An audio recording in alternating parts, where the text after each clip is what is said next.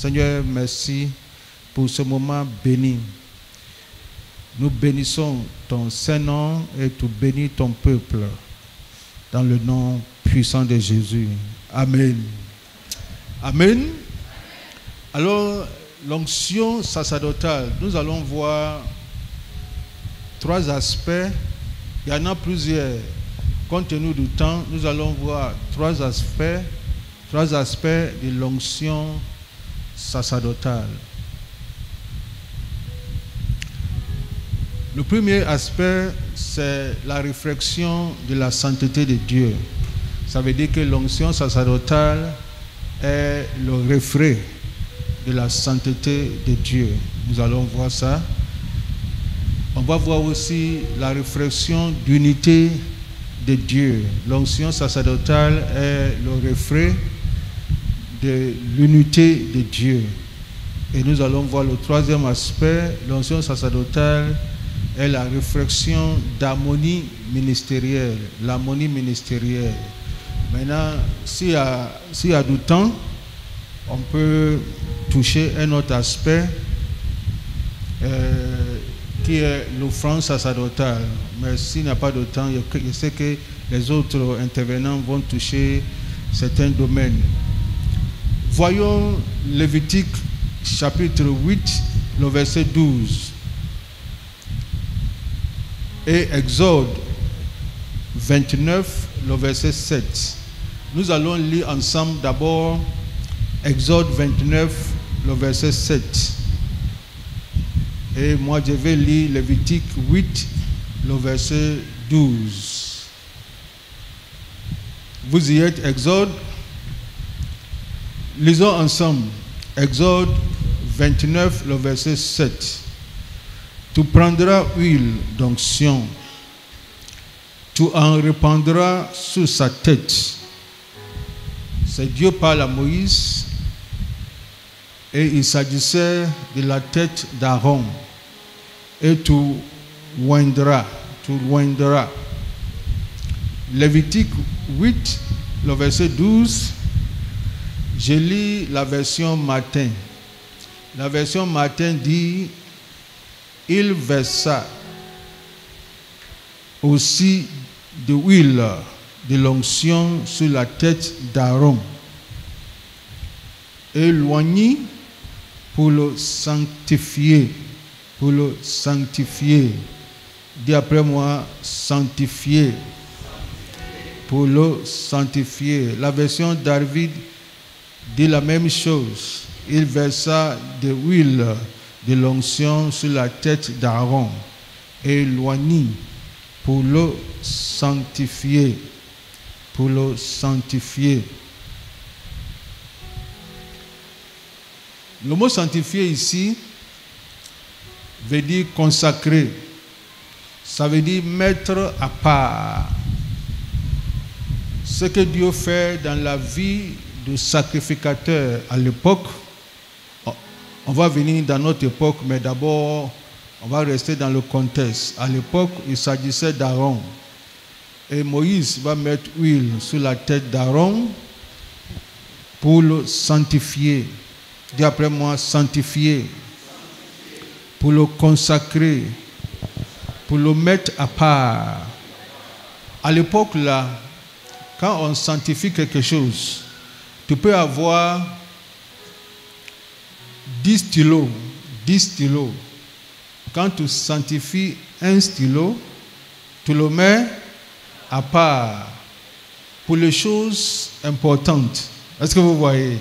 Peut-être pour les signatures.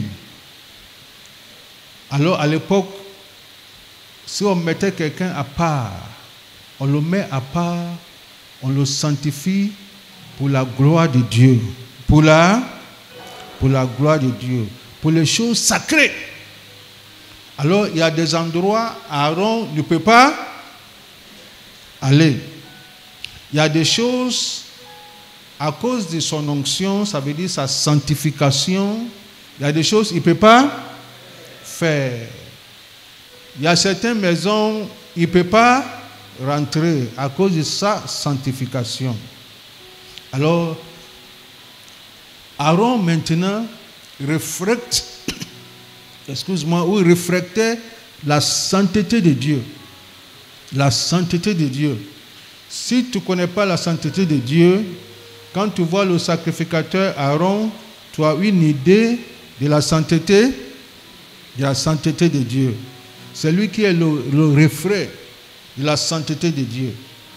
Alors, quand tu lis Lévitique, on n'a pas le temps pour lire tout, mais quand tu lis Lévitique encore, Lévitique 21, le verset 8, il dit, tu regarderas donc le sacrificateur comme saint. Ça veut dire comme sacré, comme consacré, comme mis à part, car il offre le pain de ton Dieu. Il te sera saint, car je suis saint, moi l'Éternel qui vous sanctifie. Alors la sainteté d'Aaron émane de la nature de qui? De la nature de Dieu. C'est Dieu qui le sanctifie. Raison pour laquelle je disais que Aaron ne reflétait que la sainteté de Dieu. Il reflétait la sainteté de Dieu. Ce n'est pas une sainteté que lui-même il a crié en portant certains habits et ne portant pas certains habits, en mangeant certaines nourritures et ne mangeant pas certaines nourritures. Tout ce qui porte et ne porte pas, tout ce qui mange et ne mange pas, c'est un symbole de la sainteté de Dieu. Il reflète la sainteté de Dieu. Sa sainteté émane de qui? Émane de Dieu directement. Alors, il est le reflet de la sainteté de Dieu. Ça, c'est le sacrificateur. Quand tu viens dans le Nouveau Testament, la Bible nous dit que nous sommes tous des sacrificateurs. Je pensais que tu allais dire Amen. Amen. Nous sommes tous des sacrificateurs. Et en tant que sacrificateur, Jésus-Christ, qui est notre souverain sacrificateur, il nous a oints. Il nous a oints comme le cas d'Aaron. Aaron était l'ombre des choses à venir. Tout ce que Dieu faisait dans l'Ancien Testament, c'était une projection, c'était un message pour leur dire il y a une réalité. Alors nous sommes la réalité. Notre sacrificature en tant que croyants de la Nouvelle Alliance n'émane pas de la sacrificature d'Aaron. Notre sacrificature émane de qui? De Christ, notre souverain sacrificateur. Parce que s'il est souverain sacrificateur, tu es d'accord avec moi qu'il n'est pas de la tribu de Lévi, n'est-ce pas? Alors s'il est souverain sacrificateur, ça veut dire que son sacerdoce n'émane pas du régime sacerdotal d'Aaron. Alors il y a un nouveau groupe de sacrificateurs, dont nous. Et notre sacerdoce émane de qui? Prêchons ensemble. Émane de Christ. Notre sainteté émane de qui? Notre sanctification émane de qui? Alors, nous aussi, Dieu, toi aussi, Dieu t'a mis à part. Je pensais que tu allais dire Amen. Dieu t'a sanctifié et Dieu t'a consacré. Il y a certains endroits où tu ne peux pas aller. Vrai ou faux? Il y a certaines choses que tu ne peux pas faire. Vrai ou faux?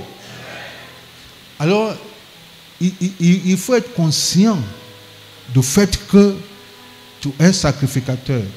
Il y a une grande différence entre un pasteur et un sacrificateur. On n'est pas tous des pasteurs, mais nous sommes tous des sacrificateurs. Et en tant que sacrificateur, la première chose que tu dois retenir, c'est la sainteté, c'est la sanctification. Est-ce que nous sommes ensemble? Raison pour laquelle Lévitique que nous avons lu, quand tu viens dans le Nouveau Testament, Dieu dit la même chose. En 1 Pierre chapitre 1, le verset 15, il dit, le verset 15 et 5 et 16, il dit, soyez saints, car je suis saint. Moi qui vous ai appelé, je suis saint. Et c'est lui qui nous sanctifie. C'est lui qui nous sanctifie. Chaque enfant de Dieu, chaque sacrificateur de Dieu très haut doit être conscient qu'il est le reflet de la sainteté de Dieu. Lève la main et dis, je suis le reflet de la sainteté de Dieu. Je suis le reflet de la sainteté de Dieu. Ça veut dire, si tu ne connais pas la sainteté de Dieu et tu me vois, tu vas avoir une idée de combien de fois Dieu est saint. C'est très très important en tant qu'enfant de Dieu. C'est le signe distinctif du sacrificateur. Dans leur chapeau là, on a écrit ici, on a écrit au front sainteté à l'Éternel. C'est la sainteté à l'Éternel. Tu es le reflet de la sainteté de Dieu. C'est à cause de ça, il dit soyez saints, car moi-même, lui-même, il est saint. Il veut simplement dire que ta sainteté émane de qui? Émane de lui. Alors que tu reçois son onction de la sanctification, son onction de la consécration, tu vas manifester ça. Et quand on te voit, on voit Jésus. Amen.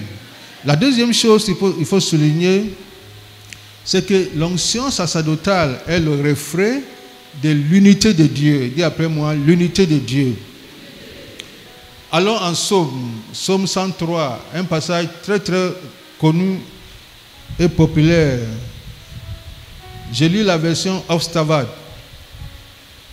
Voici, qu'il est bon et qu'il est agréable que des frères demeurent unis ensemble. Je préfère Hofstadter que Louis II. Louis II dit il est agréable que les frères demeurent ensemble. Mais Hofstadter dit il est bon et agréable que les frères demeurent unis ensemble. On peut être ensemble sans être unis, n'est-ce pas? Mais la Bible dit on est unis ensemble.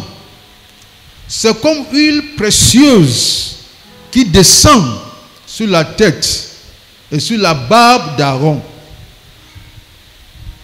qui descend jusqu'au bord de ses vêtements. Et comme la rosée de l'Hermon qui descend sur les montagnes de Sion, car c'est là que l'Éternel a ordonné la bénédiction. Oh, j'aime ça. C'est là que l'Éternel a ordonné la bénédiction. Je vais appeler quelqu'un pour faire une démonstration, mais pas le prophète lui-même, pas l'apôtre lui-même. Je vais appeler le pasteur Legré. Dis-moi, viens. Admettons que c'est Aaron. Bien qu'il n'est pas habillé. Mon tu es garçon. Voilà. Il n'est pas habillé sacerdatoirement, n'est-ce pas? Et la Bible dit que l'onction là, ça commence où? L'onction descend. C'est ce que la Bible dit. Lisons encore, vous allez voir. L'onction descend. Mets sur l'écran le passage. Il est bon et il est agréable. C'est comme huile précieuse qui descend. Dis après moi, qui descend. Si l'onction descend sur la tête d'Aaron, ça veut dire que l'onction là, ça vient de quelque part. Ça vient d'où? Du ciel. Ça vient de Dieu. Et l'onction qui vient de Dieu descend sur la tête d'Aaron. Dans l'église, on a combien de têtes? Vous êtes sûr qu'on a une seule tête? On a combien de têtes? On a une seule tête. Alors l'onction ne descend pas sur les têtes. Est-ce que vous voyez? Mais l'onction descend sur la tête. Sur la tête. Parce que l'onction sacerdotale, comme je disais, c'est le reflet de l'unité de Dieu. Là où l'onction sacerdotale est, il y a l'unité au sein du peuple. On reconnaît combien de têtes? On reconnaît une seule tête. Et la Bible appelle la tête. Si on dit la tête en français, ça résout tout problème. Vrai ou faux? C'est la tête. Alors l'onction descend. Ça veut dire que l'onction qui descend là, ça vient d'où? Ça vient du ciel, ça vient de Dieu. Et Dieu met son onction sous la tête du souverain sacrificateur que lui, il a mis à part. Alors voici Aaron, l'onction descend sous sa tête. Est-ce que l'onction qui descend sous sa tête là reste seulement sous sa tête? L'onction fait quoi? L'onction descend. C'est ce que tu dois comprendre. L'onction descend. Dis à quelqu'un, l'onction descend. L'onction descend. C'est ça. L'onction qui descend sur la tête vient jusqu'à où? Sur la barbe. Jusqu'à la barbe. Est-ce que l'onction reste à la barbe? Non. Non. L'onction va jusqu'au bord des habits. Ça veut dire que il y a combien d'onctions dans cette communauté apostolique? Il y a une seule onction. Toute onction que nous manifestons, ce que la main gauche manifeste, ce que le pied droit manifeste, il doit être conscient que ça vient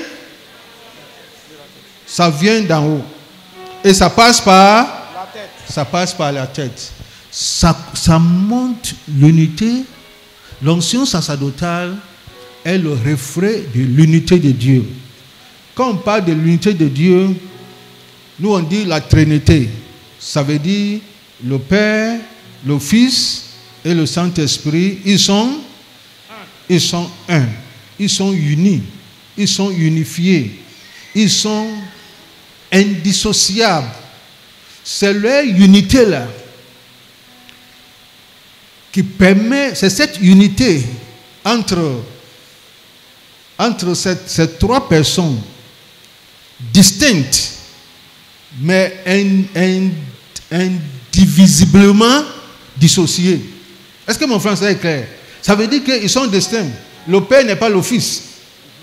Le Saint-Esprit n'est pas le Père.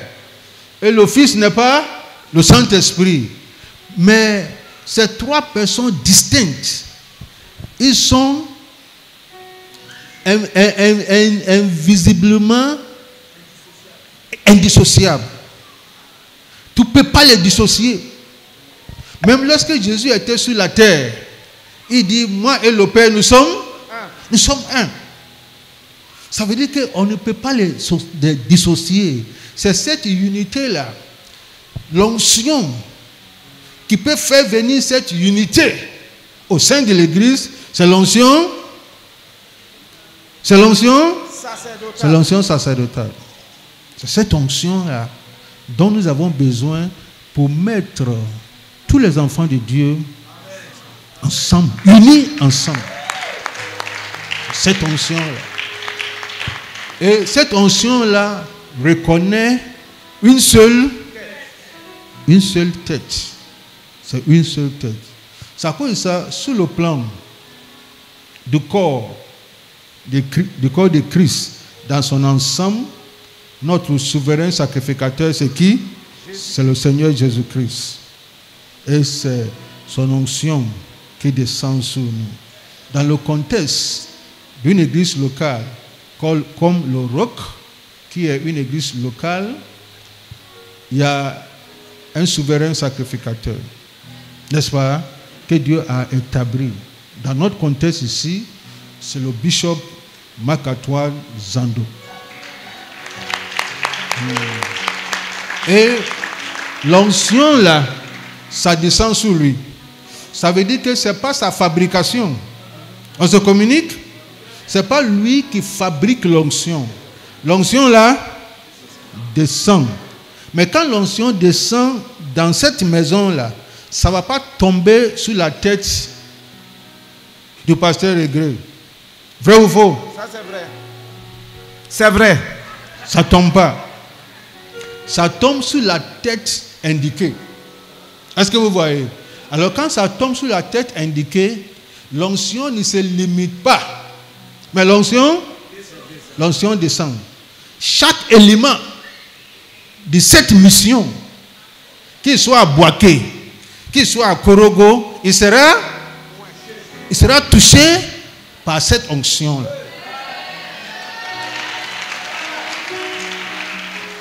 C'est ce qu'on appelle l'onction sacerdotale. Ça montre notre unité, notre unicité. On parlera un seul langage, quel que soit où on est. On est au Canada. Ce n'est pas parce qu'on est au Canada, l'onction commence par là-bas. On est au Canada, l'onction qui descend ici là, va toucher le Canada. Et membre du rock qui est au Canada et membre du rock qui est au Burkina Faso, ils parleront le même langage. Pourquoi? Parce que Dieu veut nous ressembler. Dieu fait en sorte que nous ressemblons à son unité. Est-ce que vous voyez? Alors pour refléter l'unité de Dieu, pour produire l'unité de Dieu, il met son serviteur, un sacrificateur, et il lui communique l'onction. Et l'onction là affecte tout le monde. Et ma prière est que cette onction t'affecte, quel que soit où tu es. Vous voyez, la raison pour laquelle c'est important d'élever notre leader. Est-ce que vous voyez? Parce que quand tu élèves ton leader, qui tu élèves? Tu t'élèves toi-même. Tu t'élèves toi-même. Parce qu'il y a une onction qui vient en haut. Et c'est cette onction-là qui descend. Si tu élèves ton leader, tu t'élèves toi-même. Lorsque Moïse et Aaron et Our étaient sur la montagne, et Moïse levait les mains, la Bible dit que Moïse lève les mains et Israël était le plus fort. Quand la main de Moïse était fatiguée, si c'était ici en Afrique, Aaron aurait dit, Moïse, comme maintenant l'onction n'est plus, quitte là-bas, moi aussi je vais m'asseoir, je vais lever mes mains.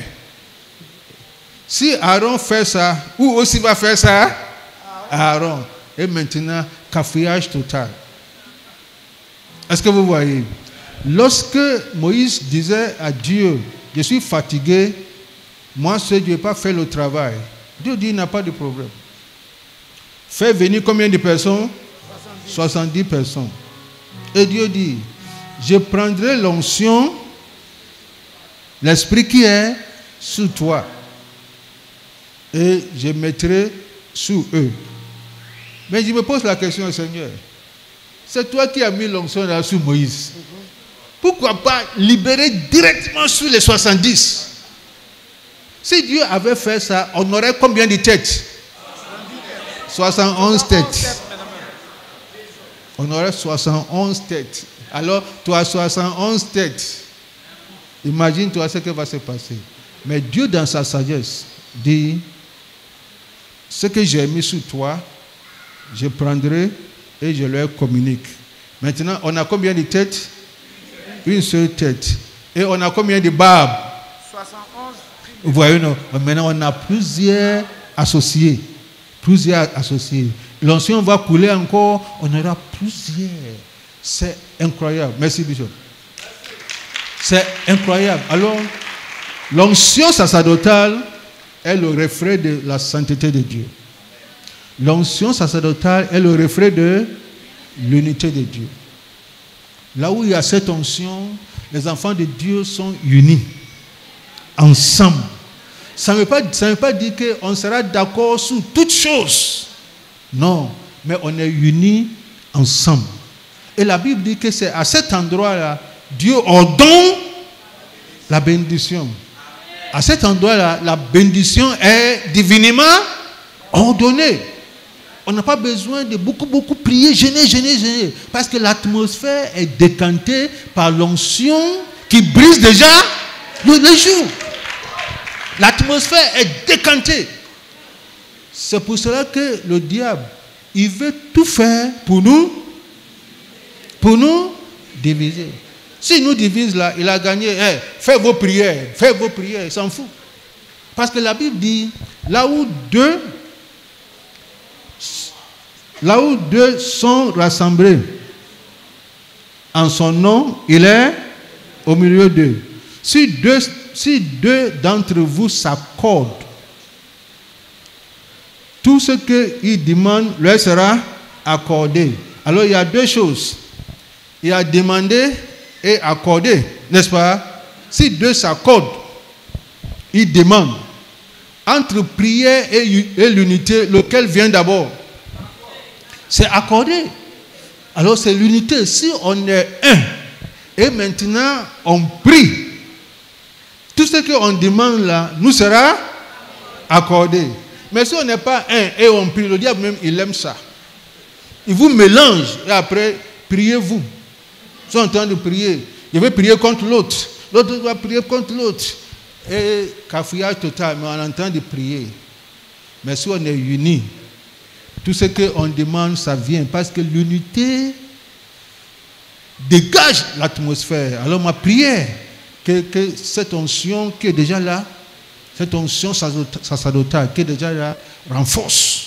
Qu'il y ait une dimension élevée de cette onction sacerdotale dans cette assemblée. C'est la même chose quand on va dans le foyer. Quand on va dans le foyer là, l'onction descend sur la tête de qui? Du maman ou bien du papa?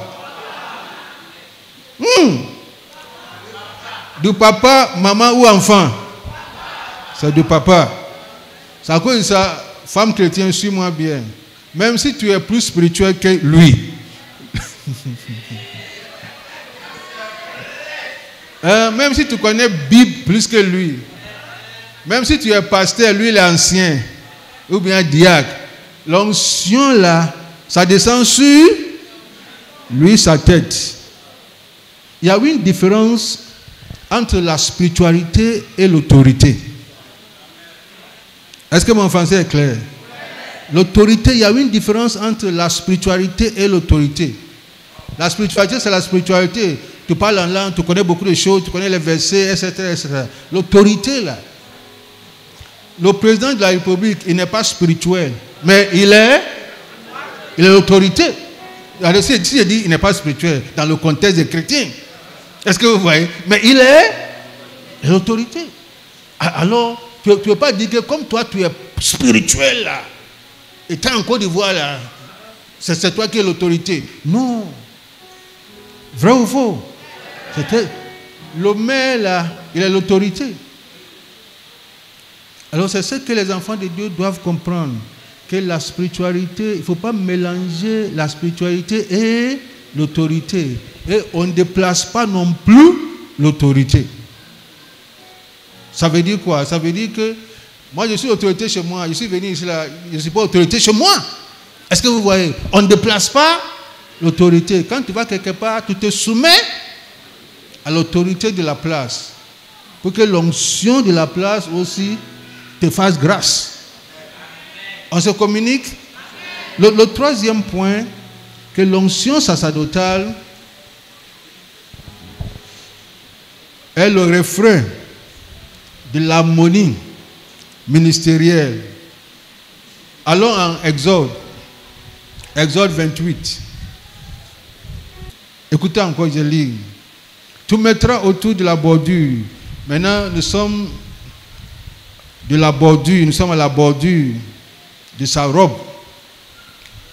Tu mettras autour de la bordure en bas de sa robe, des grenades de couleur bleue, pourpre et cramoisie, entremêlées de crochettes d'or. Ça veut dire quoi? Je vais chercher quelqu'un qui est... Maman, viens. Oui. Viens. Voici Aaron. Admettons que voici Aaron. par rapport à son habit, son habillement. Et nous sommes au bord ici. Au bord ici, là, Dieu dit à Moïse, tu mettras des grenades en couleur bleue, pourpre et cramoisi. Très important. Et tu mettras aussi des crochettes d'or. Des crochettes d'or autour. Mais ce que tu vas faire, entre chaque grenade, tu mets une crochette entremêlée. Imagine-toi, si on mettait crochette d'or seulement et elle marche un peu doucement, quel serait le son?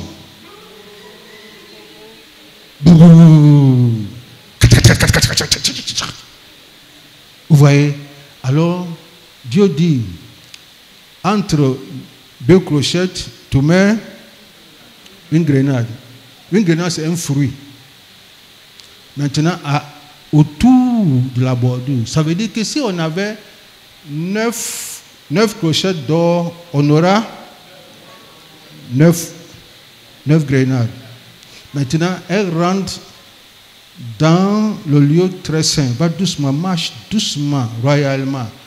Quand elle marche, là, on entend pan, n'est-ce pas? Pan. Ça veut dire que chaque crochette touche le fruit, n'est-ce pas?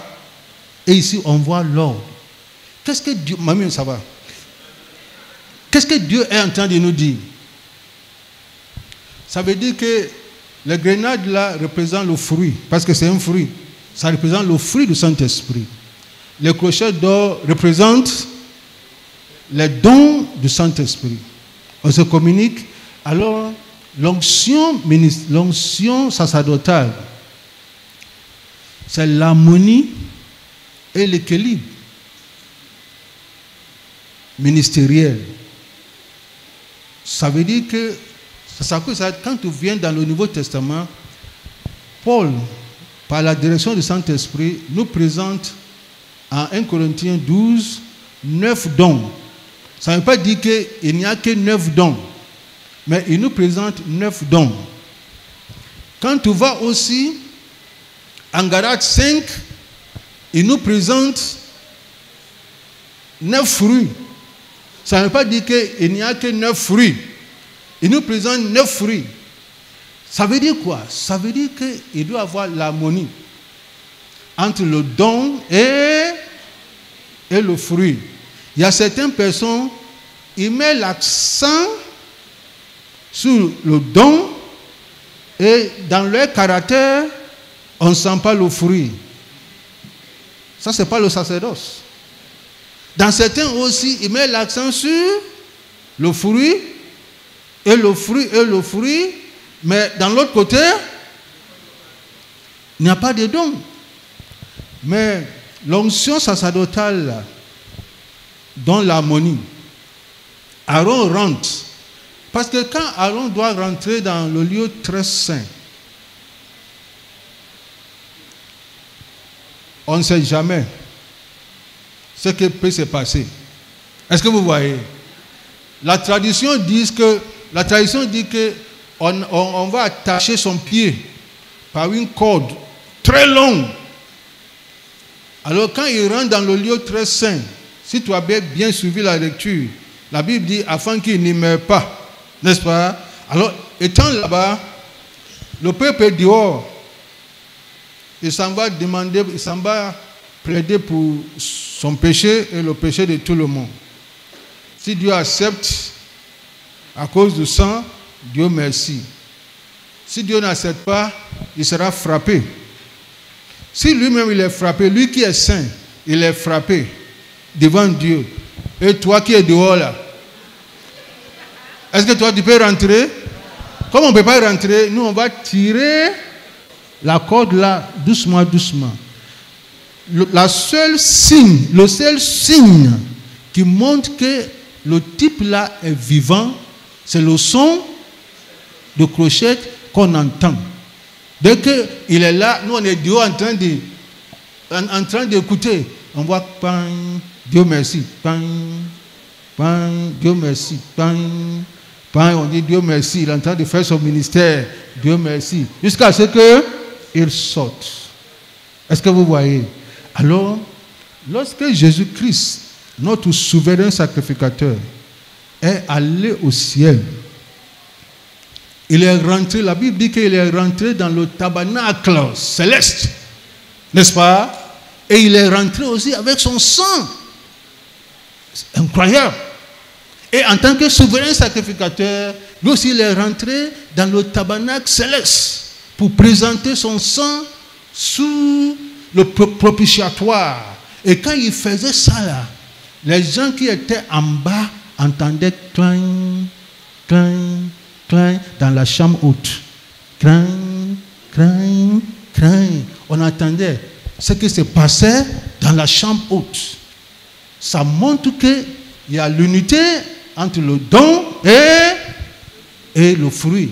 Et quand il y a l'harmonie entre les deux, ça montre que notre souverain sacrificateur, il vit encore. Malheureusement, aujourd'hui,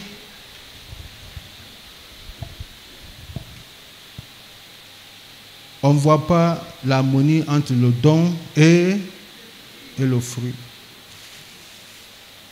On ne voit pas l'harmonie. On peut voir quelqu'un qui a une onction. Mais si on voit sa vie, il n'y a pas de correspondance. Il n'y a pas de correspondance. Mais n'oublie pas que il y a 3 couleurs importantes. Bleu, ça veut dire que ça vient du ciel. N'est-ce pas? Pourpre, ça veut dire que c'est royal. Et cramoisi, c'est la couleur rouge. Ça veut dire que c'est passé à travers le sang de Jésus. Écoute, on ne vit pas sa vie chrétienne comme on veut. On vit sa vie chrétienne parce que c'est ce que la Bible a établi pour nous. Alors voici, comme je vous avais dit, si on avait le temps, on allait continuer. Si le prophète n'est pas venu. Mais comme le prophète est déjà là, je vais m'arrêter ici. Mais il faut voir ces 3 choses. L'onction sacerdotale est le refrain, on y va ensemble, de la sainteté de Dieu. Tu es sacrificateur, ta marque distinctive, c'est la sainteté, c'est la sanctification. Sainteté à qui? À l'Éternel. Il y a des endroits où tu ne peux pas aller, il y a des choses que tu ne peux pas faire.